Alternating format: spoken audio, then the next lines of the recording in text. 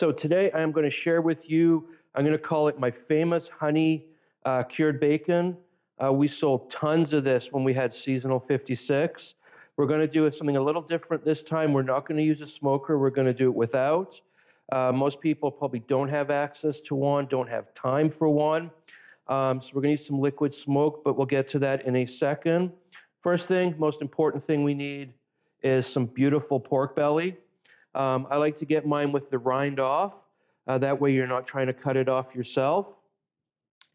Important thing is, when it comes to making the bacon, it's all about ratios. So we have to do weights, we have to do math. So I have a scale here that goes to about 10 pounds. I'm going to put my container on it, I'm going to zero it out, and then I'm just going to weigh my pork belly. So this weighs out to 1,985 grams. So what I do with that is I just make a note in my little piece of paper here so that I can start doing the math. So we're curing here. We need salt, we need sugar, and we need curing salt. So basically the ratios I work with is I'm looking for 5% of its weight in coarse salt, 5% in honey. So I take my 1985 grams, multiply it by 0.05, and that gives me 99 grams. So I have 99 grams of honey, 99 grams of coarse salt. Then for the curing salt, it is for every 1 kilo, it's 3 grams of curing salt. So I do 1.985 times 3, and that gives me 5.7 grams of the curing salt. And that's where you're going to need one of these smaller scales that it gets down into the half gram. These are perfect for doing charcuterie. So I have my coarse salt here, and I have my curing salt in here. I have my honey in here. And to my honey, I have added 1 teaspoon of some hickory-flavored liquid smoke. And I will do a Ingredients Matter video on this, how it's made, what exactly it is. I've used a teaspoon. You might want to use less. You might want to use more. It all depends on how smoky you want it. Same with the salt. If you like things a little saltier, you can add up to 10%. I like to keep it down at the 5%. So now we have all of our ingredients weighed out. Very, very simple process now. I'm going to put some of my coarse salt, pink salt on the bottom here, the curing, I call it pink salt, that's the curing salt as well. And I will do an Ingredients Matter video on that. Then I'm going to add some of my honey that was mixed with the liquid smoke. And then I'm going to lay that down. Then I'm going to take more, like so. And then I will kind of get some of the outsides here as well covered. We'll add more of our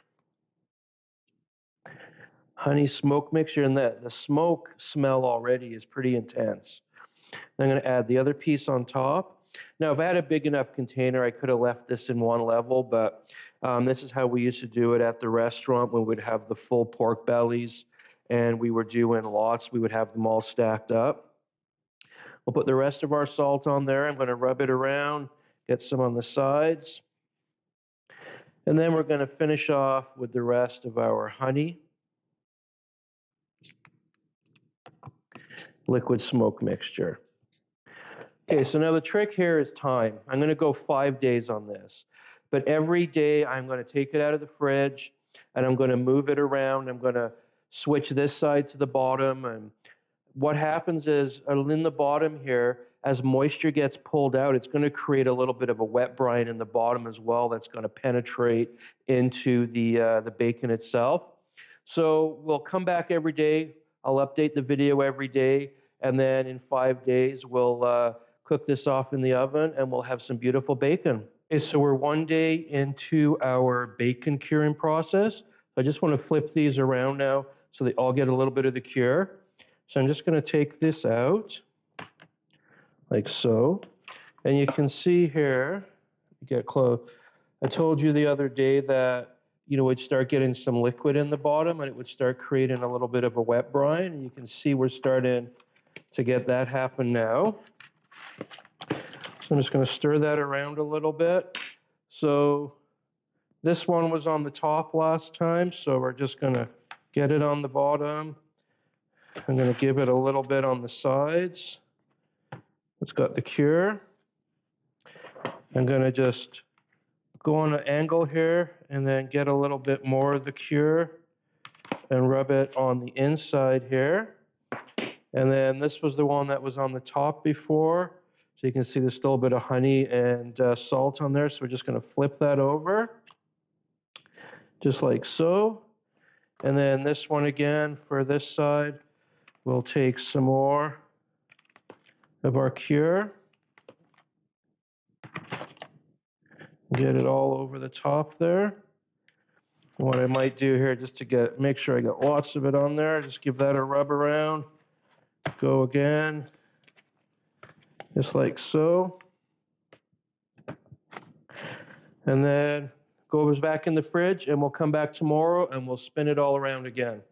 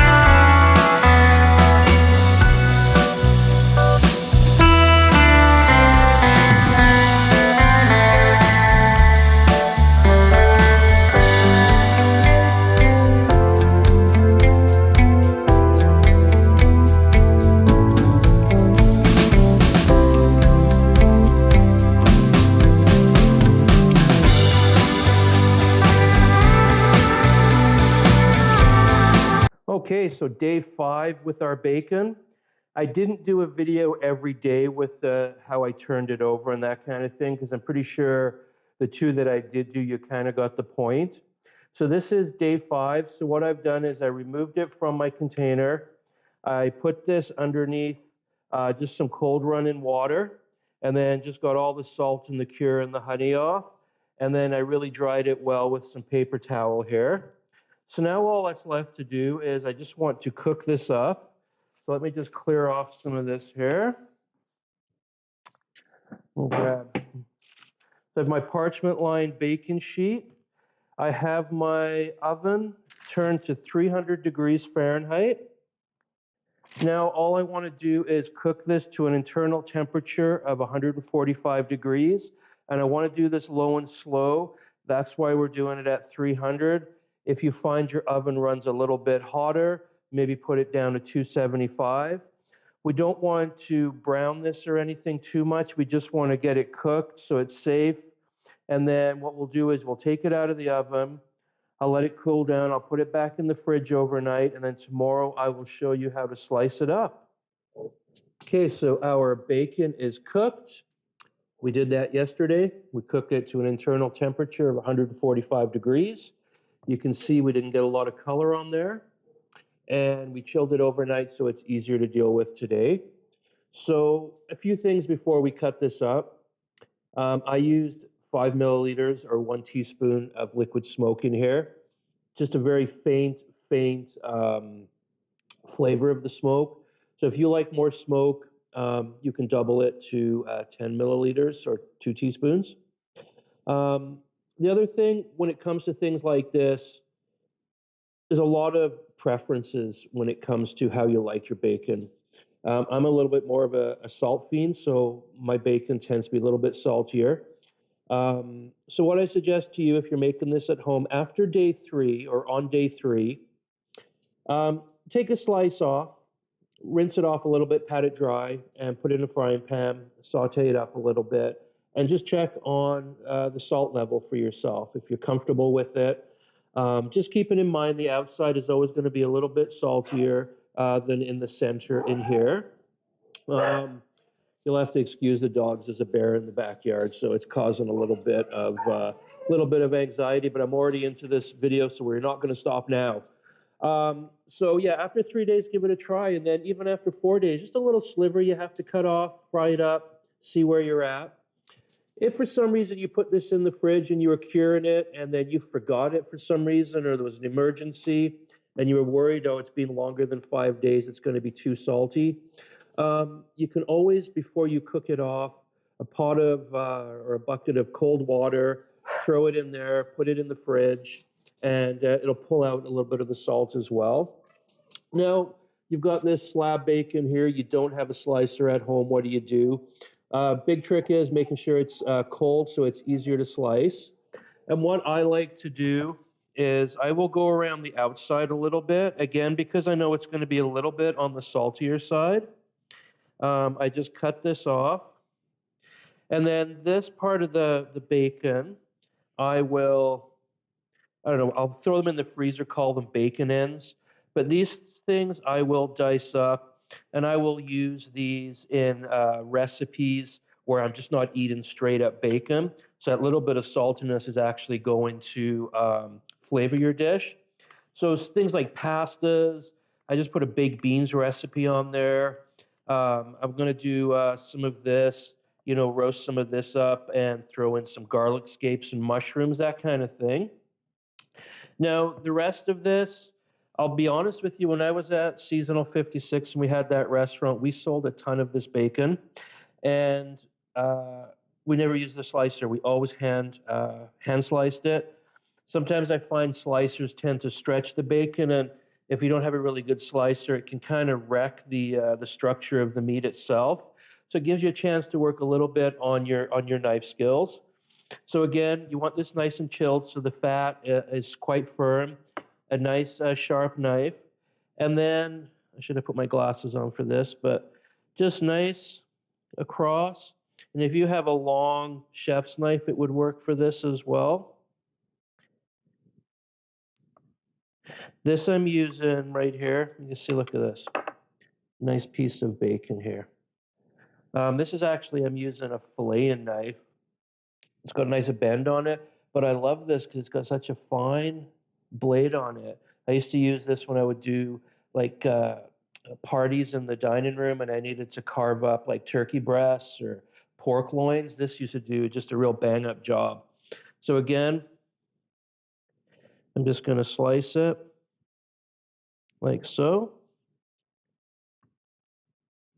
like that. Now, if for some reason you're having a hard time with that, I mean, this is home, right? So just cut it in half like so and give yourself smaller pieces. I mean, these are like burger top size, perfect. 3 of these on there, a little bit easier to cut. It doesn't have to be perfect, just like so. So again, try this recipe. It's one of those things, like I say, you might not like it 5 days, you might prefer it 3 days. If you get a belly that's a little bit too thin, you might go, okay, I'm going to do it at 4 days.